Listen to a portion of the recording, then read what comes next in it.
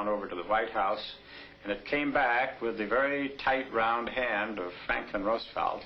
I want no French returned to Indo China. FDR. And I remember the excitement I felt that this was probably the first clear U.S. policy toward a Southeast Asian state.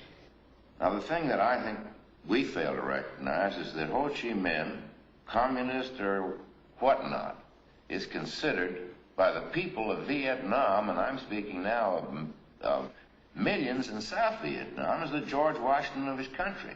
He's the man that they think threw off the French, the colonialism. Just as we had our 1776, they had theirs in the 1940s. He also led an underground movement against the Japanese who had occupied Vietnam and the whole Indo China Peninsula during World War II. And whether we like him or not, whether we like the particular economic system or social system that he might develop or not, we must remember that he is indeed considered by many, the peasants, the small people, the little people in South Vietnam and North Vietnam, as the George Washington of his country. General Gracie was the principal British officer responsible for accepting the surrender of the Japanese in French Indochina south of the 16th parallel. And that was his mission. But after he arrived in Saigon with his troops, he found that the French were without means of maintaining law and order.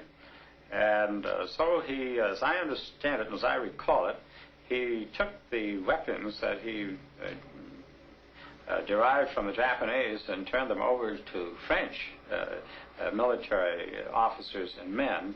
If this had not been done, in all probability, the French could not have recaptured their control at Saigon. I met Ho Chi Minh for the first time in Hanoi at the end of 45, sent there by d'Argentlieu, Admiral d'Argentlieu, or High Commissioner, sent by de Gaulle in Saigon, wanted me to contact the Viet Minh leader for the first time. I said to him, I am sent to you by the High Commissioner in the name of General de Gaulle to tell you that we want Vietnam to join us in the French Union. Looked at me and he said, the French Union? What's that? Is it a circle or is it a square?